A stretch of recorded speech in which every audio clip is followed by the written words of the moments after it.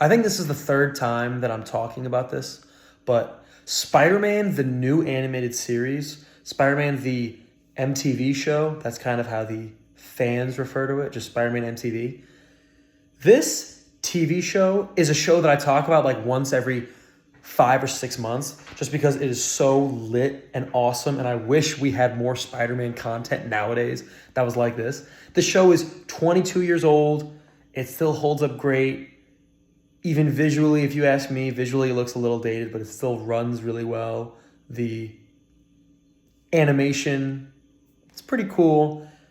I love the writing. The writing of the show, for those who don't know, this show was originally going to be an adaptation of, well, it was originally going to be a couple things. They wanted it to be an initial adaptation of the Ultimate Spider-Man comics by Brian Michael Bendis and Mark Bagley. Brian Bendis is actually, I believe, a writer or an executive producer on this show. And then with the success of the first Raimi movie, they were like, nah, let's do some synergy. So this show technically is a sequel to the first Raimi movie, but certain plot things happen that makes the show non-canon. Like, if you know, you know. So think of it as like a parallel world to the Raimi movies where it takes place in the same universe, but like, just look at the character designs.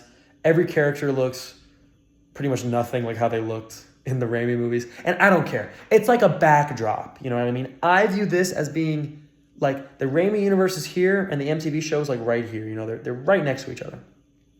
I love the character writing of this show. This show really nailed that era of Spider-Man that everybody loves, which is the college era where it's Peter and Harry and Flash and Gwen and MJ, and think of Spider-Man Blue, you know, where it's like peak romance and interpersonal drama. We love that. I think it's great. And there's just so many good things to talk about when it comes to this show. I love it.